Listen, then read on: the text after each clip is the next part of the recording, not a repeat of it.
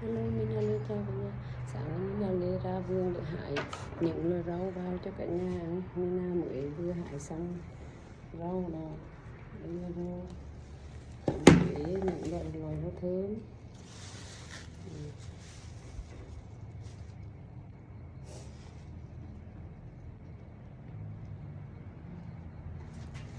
Salad này cả nhà. Rau gì cả.